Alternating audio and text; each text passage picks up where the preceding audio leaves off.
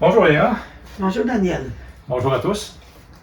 Eh bien, aujourd'hui, j'ai invité une bonne amie à moi, sœur Léa Dulude, pour parler d'un thème qui nous intéresse, sur lequel on a parlé il n'y a pas longtemps, c'est le thème de la prière. Donc, comme ça nous a intéressé, puis on a commencé à élaborer beaucoup là-dessus il y a quelques jours, mais on a dit pourquoi pas le faire en vidéo pour le partager à tous ceux qu'on connaît et même les autres. Donc, Léa, avant de commencer, est-ce que tu peux nous expliquer un peu ton parcours de vie? Alors moi, je suis religieuse des Saints-Noms de Jésus et de Marie. Ça fait plusieurs années, ça fait déjà 62 ans que je suis religieuse. Et puis j'ai fait de l'enseignement pendant 38 ans. Je me suis occupée des élèves, très bien.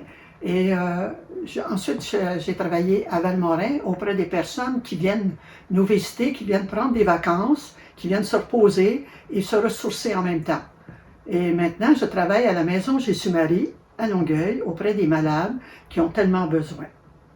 Donc là, ça fait tout à rentrer chez les religieuses à quel âge? Tu avais quel âge? Je suis entrée à 20 ans chez les religieuses. Là, tu as quel âge là-dessus? Là, j'ai 85 ans. On est en 2021, donc ça fait quand même 62 ans des religieuses. Je viens d'avoir 85 ans le jour de la Toussaint, tout dernièrement. On sait quand t'envoyer un cadeau de fête. Donc, Léa, aujourd'hui, on veut parler du thème de la prière. Pour un peu démystifier ça, parce que moi, il faut le dire, j'ai beaucoup de chance de t'avoir comme ami. On parle à l'occasion, on va prendre des marches ensemble, on s'appelle au téléphone, on échange beaucoup sur le thème spirituel et les thèmes religieux. Puis, des fois, tu vas chercher des articles dans l'Évangile, plutôt des textes bibliques, puis, pour m'aider à répondre à certaines des questions. Donc, aujourd'hui, on va parler de la prière. Donc, on va commencer par répondre à la question.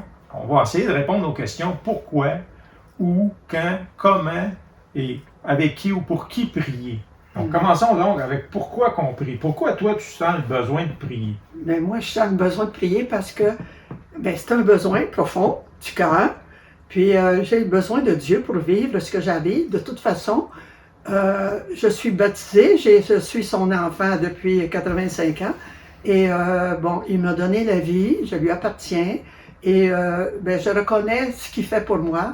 Et la raison, c'est que c'est pour le remercier pour sa bonté, sa présence, son aide du cœur. Parce que quand on prie, quand toi tu sens, parce que c'est un besoin pour toi de prier. Oui. Un besoin parce qu'il y a quelque chose que tu vas chercher dans la prière. Oui. Pour toi, c'est un besoin de demander des grâces, c'est un besoin de remercier, c'est quelle sorte de besoin? C'est ça, un besoin d'être proche, vraiment, besoin de sa présence, puis besoin de demander des faveurs. Des fois, on veut obtenir et pour nous et pour les personnes de nos familles ou de la communauté. On a besoin de Dieu pour qu'il vienne nous aider, éclairer et nous changer notre cœur et mon cœur. Donc, pourquoi que toi ou beaucoup de gens prient, si on peut répondre à cette question-là, on peut prier pour demander quelque chose, que ce soit pour nous ou pour un autre. On peut prier aussi pour être proche de Dieu, pour s'inspirer, pour aller chercher une force, un soutien. On peut prier pour aussi le remercier, hein, pour rendre grâce. Donc, il y a différentes raisons à prier. Puis, chose intéressante, pourquoi tu penses que les gens aujourd'hui sont pas nécessairement, beaucoup de gens, toi, tu es religieuse, tu pries tous les jours, c'est ta vie. Pourquoi les laïcs? Parce que moi, je suis un laïc, là, je suis pas un prêtre, là, je suis ingénieur, puis je travaille encore. Je ne suis pas à ma retraite, donc j'ai beaucoup de choses à faire. Par contre, le domaine spirituel, ça m'interpelle beaucoup. Il y a des choses que je vais chercher là-dedans. On en parlera plus tard. Mais pourquoi tu penses que des gens, les laïcs, on parle des gars de la construction, ça peut être un médecin, ça peut être un avocat, ça peut être des travailleurs normaux, ça peut être une femme de ménage, ça peut être une dame à la maison, ça peut être n'importe qui. Pourquoi que ces gens-là, des fois, ne sont pas appelés à prier? Mais peut-être qu'ils sont appelés, mais peut-être qu'ils ne sentent pas le besoin, peut-être qu'ils ont d'autres priorités, Puis ça, c'est comme un cœur à cœur avec Dieu, la prière. Donc, si je ne sens pas que je suis avec Dieu, bien là, la prière n'est pas importante, là. Alors, en tout cas... C'est sûr que la prière, d'après moi, on échange aussi, on réflexionne. Là. On n'est pas pour dire des affirmations qu'on veut imposer aux gens, on veut juste clarifier ça. Là.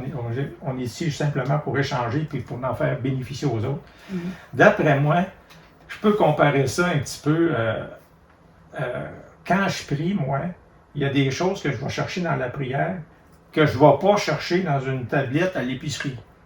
Comme par exemple le pardon, la miséricorde, la force, la foi, la confiance, le courage, la détermination, la persévérance. Ce n'est pas des choses qu'on va chercher ou on peut acheter ou qu'on peut recevoir en cadeau à notre fête. Là.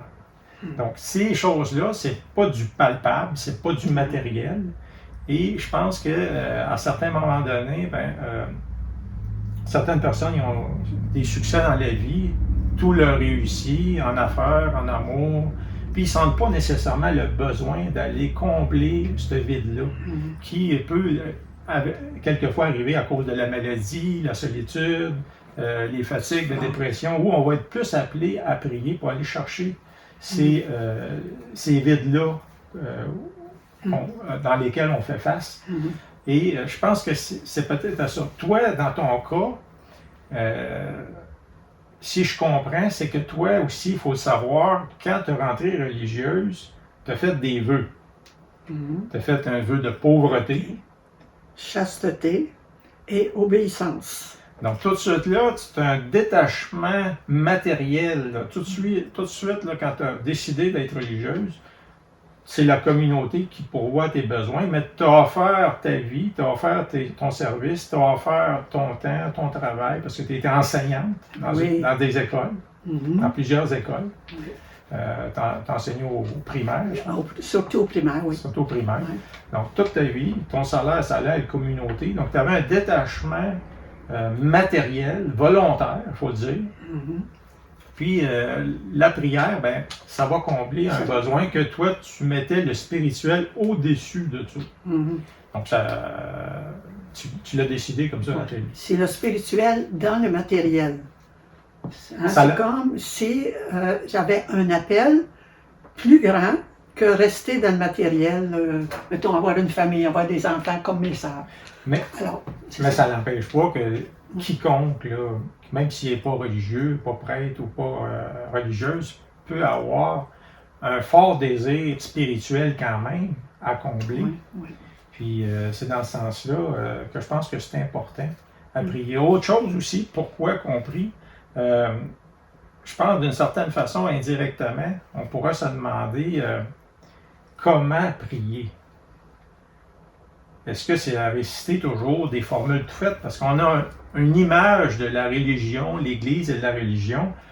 Il faut apprendre des formules, dire ça, comme le Notre Père, le Je vous salue Marie, là, ou encore faire des chapelets, des rosaires, ou toutes sortes de formules préfaites où il faut réciter ça. Est-ce que tu penses à la seule façon de prier? Non, moi je trouve c'est important de prier avec la prière du Notre Père, du Salue Marie, c'est important.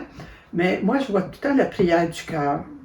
C'est qu'un cœur. C'est quoi ça, la prière du cœur? C'est que, en réalité, c'est comme si l'appel de Dieu se manifeste en moi par les choses que je vois, les événements. Moi j'aime beaucoup la nature. Puis bien souvent dans la nature, je n'ai pas de livre là. Mon livre, c'est la nature. Alors la nature me parle. Alors c'est comme si je rencontre Dieu dans la nature, je la rencontre dans les événements. C'est pas toujours facile, mais il y a des événements qui des fois qui nous aident à grandir. Et puis je pense que, bon, je sais pas là. Parce que même en communauté, c'est pas toujours rose. Là. Vous avez non, il y a des événements, c'est pas facile. Puis relation entre nous, parce qu'on est plusieurs. Et puis, on n'a pas des affinités tout le temps, chacune l'une avec les autres.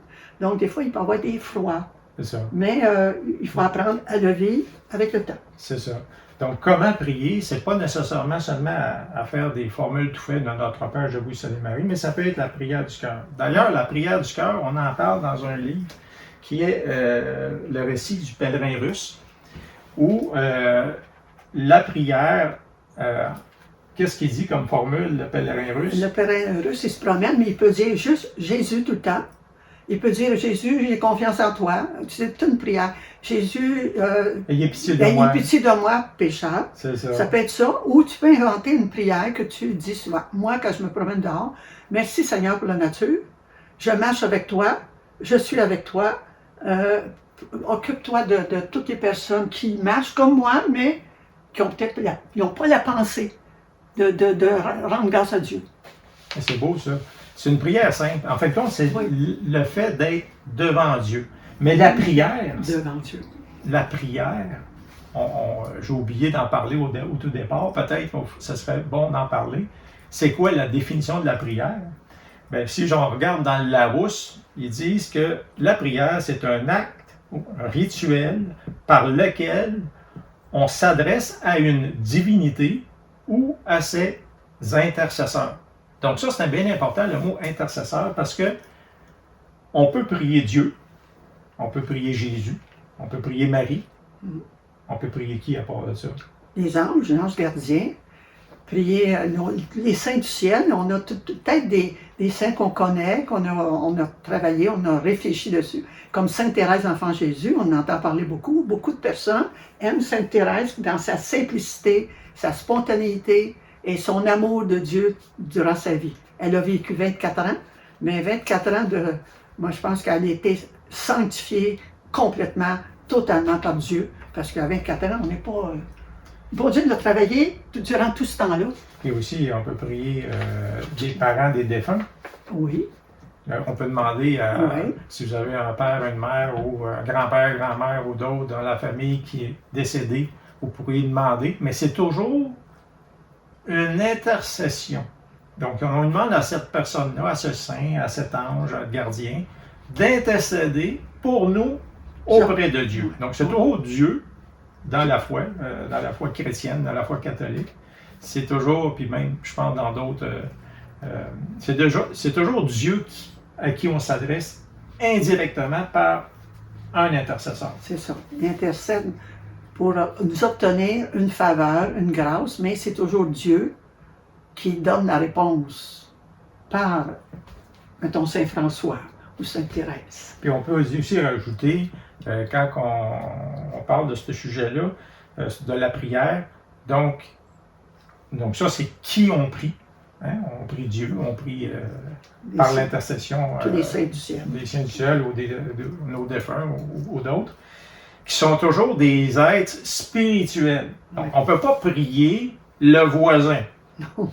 Ben, on peut lui dire, c'est une forme d'expression, on dit, je te prie de faire telle affaire, mais c'est pas une prière. C'est une forme d'expression polie de dire quelque chose, mais on ne prie pas le voisin parce qu'il n'est pas décédé, il est pas, c'est pas un être spirituel, il n'est pas libéré de son corps. Mais on prie pour lui. On peut prier pour lui, par exemple. Oui, ça c'est prier pour les personnes. Mais on voit tellement de monde aujourd'hui dans la souffrance, tellement de monde qui sont divisés, les familles, tout ça. Alors, on prie pour qu'ils retrouvent la paix, ils retrouvent plus d'amour dans leur famille, puis qu'ils soient capables d'aider, en tout cas, des autres aussi. Et surtout, aussi beaucoup, puis dans la Bible, on en parle, là, les évangiles, Jésus dit « Priez pour vos ennemis ». Donc, ceux qui vous persécutent, c'est pas facile. Donc, tout de suite, là, on fait un geste d'ouverture, puis on prie pour eux. Donc, on peut prier pour qu'il y ait l'Esprit Saint, pour leur accorder notre pardon, mais c'est toujours dans on prie pour eux autres aussi. Donc, on prie qui? On prie Dieu, ou on prie des défunts, ou des saints, ou des anges pour intercéder auprès de Dieu, ou on prie pour qui? Donc maintenant, il y a une autre chose, on prie avec qui? Ce qui nous amène à dire, si on est tout seul, on prie où?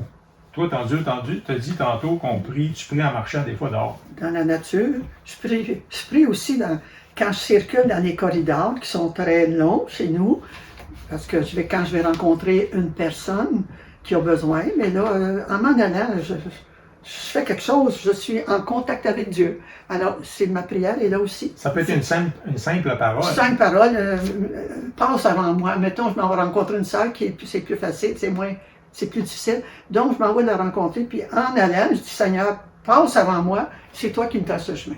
Alors, c'est comme une petite prière, là. Ou inspire-moi, j'ai quelque chose à lui dire. Oui. Sois avec nous dans ce que j'ai à lui dire, parce que ça, c'est une prière. Bien certain. C'est une prière du cœur. Du cœur, c'est ça. Alors, le cœur, il travaille pas mal pour Dieu. Maintenant, aussi, on parle de prière en marchant ou quand tu vas dehors, mais il y a aussi des prières où tu es plus isolé. Moi, dans ma chambre, c'est mon lieu de prière, mais très souvent, c'est dans ma chambre. Le soir, souvent, je suis là. Et la chapelle aussi, on a des petites chapelles dans notre maison, des petits endroits de silence, donc voilà. Et puis aussi, un peu partout, là, je me dis, n'importe où, rencontrer une sœur dans sa chambre. Donc, avec elle, des fois, on peut prier. Bon, alors c'est ça. Donc, la prière peut se faire tout seul. Peut se faire tout seul dans un endroit clos, tranquille, paisible de préférence. Tu peux même mettre à la limite une petite musique de fond là, pour t'inspirer. Puis aussi en marchant, ça peut être dans l'auto, en te promenant, ça peut être en travaillant, en train de travailler, tu es en train de faire quelque chose. Puis je pense que c'est important ces moments-là où c'est pas seulement une prière où on arrête de faire quelque chose, mais on inclut Dieu dans notre action de tous les jours. Donc, on n'a pas besoin d'arrêter de travailler, mais si je pense qu'on l'incorpore en train de faire, je sais pas moi, notre comptabilité ou de travailler sur un chantier ou encore de soigner un malade, ben je pense qu'il y a un sens spécial à cette prière-là où on met Dieu dans l'action. Puis aussi, on met Dieu dans notre silence, parce que souvent, on a beaucoup de silence. Souvent, on est seul, puis on est avec d'autres. Donc, le silence, moi je dis le silence du cœur, invite à la prière du cœur. Donc, c'est toutes des formes de prière. Oui. Avec qui, là, je voudrais juste prendre 1 ou 2 minutes pour vous faire écouter, on va prendre un moment de silence, écouter une émission que j'ai écoutée à Radio Ville-Marie il y a quelques années. Et vous allez écouter un extrait où vous allez voir, vous allez écouter comme quoi les statistiques démontrent que les couples, parce qu'on peut prier en couple, on peut prier entre amis, mais si on parle des couples, les couples qui prient ensemble à tous les jours, même si ce n'est pas des longues prières, 99% des couples restent ensemble pour toute la vie. Donc, c'est quand même quelque chose d'assez puissant. Puis, ça ne coûte rien. Ça vous aide à passer à travers beaucoup d'épreuves. Donc, prenons 2 minutes pour écouter ce reportage-là à Radio Ville-Marie. Puis donc, ces statistiques-là, je ne sais pas exactement d'où ça vient, qui a été sondé, sur quelle population s'étend ces statistiques-là, mais bon, donc on peut prendre ça pour ce que c'est, mais je trouvais ça quand même intéressant. Donc, on compare les mesures spirituelles que prennent les couples versus les résultats que ça fait pour le mariage, ceux qui restent mariés toute leur vie. Donc, les couples qui se cohabitent avant de se marier, 20 à 50% des couples vont rester ensemble toute leur vie. Les couples qui se marient à l'église, 50 à 80%. Les couples qui vont à la messe une fois par semaine, déjà qui ont une pratique une fois par semaine, 90% des couples resteraient ensemble toute leur vie. Des couples qui pratiquent aussi, on va un peu plus loin, qui pratiquent l'enseignement de l'Église dans leur sexualité, 97%. Et ceux qui prieraient une fois à tous les jours, 99%. Mais bon, alors, on prend ces statistiques-là pour ce que c'est. Mais bref, ça nous dit que plus un couple prie ensemble et cherche aussi dans sa sexualité à insérer une dimension de spiritualité puis tout ça, plus le couple va être solide. Donc, on revient maintenant à notre conversation. Bien, je voudrais ajouter, on peut prier aussi dans les événements. Tout ce qui se passe au cours d'une journée, les imprévus, il y en a. OK. Puis, des fois, dans nos distractions, dans la prière, des fois, ça arrive, on n'est pas tout le temps là. Bien, offrez ma distraction à Dieu pour qu'il la transforme. Alors, tu sais, je suis pas en peine parce que Dieu il est avec moi à ce moment-là. Bon, on prie aussi, on peut prier dans les peines, les joies qu'on a, puis les personnes qu'on rencontre aussi, les personnes qui sont seules, les personnes qui sont souffrantes, les personnes qui ont besoin d'aide. Hein, ça. Donc, on a répondu à beaucoup de questions déjà. Oui. On a parlé de la définition, c'est quoi la prière. On a parlé de pourquoi prier pour toi, pour moi. On a parlé aussi où prier. On a parlé de comment prier, avec qui, pour qui. Donc, on a déjà abordé plusieurs sujets. Vous avez vu aussi, vous avez écouté l'efficacité de la prière. Aussi, ça peut indirectement être une raison. On prie parce qu'on a besoin de quelque chose. Donc, on a besoin souvent d'être guéri. On demande à Dieu d'intercéder. Par contre, je voudrais juste ouvrir une petite parenthèse. Il ne faut pas penser, puis c'est là peut-être que les gens ne prient pas, que parce qu'on demande quelque chose, que nécessairement Dieu va nous exaucer. Puis il ne faut pas être déçu. On le demande humblement, mais il ne faut pas être déçu que si ça n'arrive pas. Il faut su. C'est là que l'enseignement religieux, le développement spirituel est très important. Nous, c'est parce qu'on est catholique, là, chrétien. Donc, lire les évangiles, savoir que Dieu, peut-être, il veut quelque chose d'autre pour nous. Et la prière qu'on y fait en demandant quelque chose, peut-être que malheureusement, c'est pas dans son plan de vie. Oui, je pense que Dieu il est très patient avec nous. Donc, on a à être patient pour attendre sa réponse ou ce qu'il veut nous dire en nous. Mais il y a beaucoup de choses à développer, comme je pense que quand on prie, c'est oui, c'est vrai, on peut demander quelque chose, mais il dit aide-toi et le ciel t'aidera. Là, en voulant dire, ben, fais tous tes efforts, puis si t'es gêné, ben, dégêne-toi, ou encore si tu veux maigrir, ben, fais des efforts pour prendre ou tu es en meilleure santé, fais des efforts pour mieux s'alimenter. D'ailleurs, ça, c'est une chose que je veux mentionner. On parle beaucoup de saine alimentation, manger des fruits, manger des légumes, manger d'une façon équilibrée. On a le code, pas le code, mais le petit, comment ils appellent ça, le code alimentaire canadien, avec tout ce qu'on veut manger dans une journée, puis dans le cours, puis des diététistes, puis tout ça. Puis ça, c'est tout ce qui a rapport au corporel, alors qu'on est avant tout un être spirituel. Et non seulement on n'en parle pas, mais ça nous est rabaissé. Donc, je pense que tu es d'accord avec moi que lorsqu'on va mourir d'une façon charnelle, notre esprit, lui, il va encore vivre, pour ceux qui croient à la vie après la mort. Et c'est dommage que de notre vivant, qu'on ne fait pas autant d'efforts pour nous préparer à un meilleur esprit. Oui, parce que c'est le spirituel qui va continuer, c'est le divin en nous qui est présent. On est humain, mais on a aussi le divin, Dieu qui est avec nous, puis ça va durer. C'est ça. Éternellement. Donc la prière, pourquoi? On revient aussi, on le fait parce que on ne va pas chercher ça à l'épicerie, puis c'est pas le gouvernement qui va vous le donner en assurance chômage non plus. C'est la foi, la confiance, le pardon, la miséricorde, la persévérance. Même des fois, on peut demander certains petits miracles. Puis moi, ben, je le sais parce que j'ai été témoin, puis toi sûrement aussi, que par la prière, ben, il y a eu des miracles qui sont produits. Oui. Et ben, ça, on peut prier en groupe, imposer les mains. Ça, on n'a pas parlé, mais il y a des groupes de prière qui se forment où les gens se réunissent, ils imposent les mains pour demander des guérisons, mais c'est toujours d'une façon respectueuse. Là. On ne parle pas de preacher puis de faire de l'argent avec ça, là, mais je pense que la prière, c'est quand même quelque chose qui est important.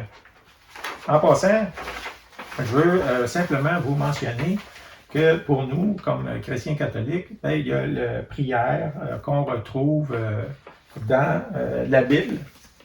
Vous allez voir là, le Notre Père dans Matthieu et dans Luc. Si vous cherchez, là, j'ai les références ici. Si vous regardez ici, j'essaie de trouver, je ne l'ai peut-être pas écrit ici, là, dans mes notes. Donc, dans Matthieu et dans Luc, vous allez avoir deux références, deux types de Notre Père, où c'est essentiellement la même chose. Donc, c'est vraiment Jésus qui a enseigné aux gens, parce que les disciples ils ont demandé « Enseigne-nous à prier », puis il leur a dit « Voici comment je vous... C'est comme un témoignage, parce que Jésus priait, puis les apôtres ils ont été surpris. Comment tu pries? Ils ont été comme touchés par la prière de Jésus. Bien, enseigne-nous à prier. C'est ça. Donc, en fait, une recherche, là, le Notre Père dans Matthieu et dans Luc, dans les évangiles, et vous allez trouver la référence, mais les mots se diffèrent un petit peu, mais c'est essentiellement la même chose. Et aussi le « Je vous salue Marie », mais ça, c'est revenu beaucoup d'années plus tard. Premièrement, c'est arrivé, si tu vas regarder, faites recherche, là, comment est apparu le « Je vous salue Marie » sur Internet. C'était une prière qui a été en deux sections, qui a été composée au fil des années. C'est premièrement à l'Annonciation où c'est ça. Où l'ange Gabriel a annoncé à Marie qu'elle va être la mère de Dieu. C'est ça. Et ça, c'est dans Luc 1,28. Donc ça, c'est la première partie. Puis il y a l'autre partie après où ça a été développé au cours des années après des conciles, les conciles de Chalcédoine, de Rome, et puis tout ça, où il y a eu des modifications à cette prière-là, puis pour finalement aboutir en 1568 à être introduite dans le bréviaire romain. Donc, je n'irai pas plus en détail là, sur c'est juste une anecdote. Il y a aussi, je veux vous suggérer, si vous n'avez pas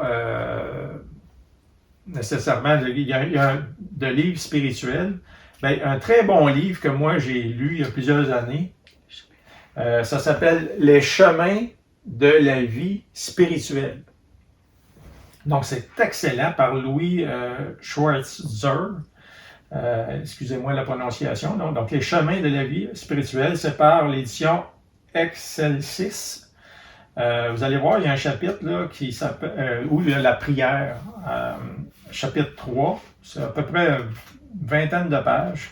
Je vais vous montrer, je vais vous lire un endroit. Là. Il dit « De même qu'avant d'improviser, le musicien entre dans la musique d'un autre et s'entraîne à l'interpréter. De même, la prière des psaumes est une manière de faire ses gammes. » Donc, par la prière, on commence en récitant les psaumes, parce que les psaumes, c'est aussi des prières. Les psaumes dans la Bible. Donc, c'est aussi des prières que le roi David, en grande majorité, a écrit. Là. Oui. Il y en a eu d'autres aussi.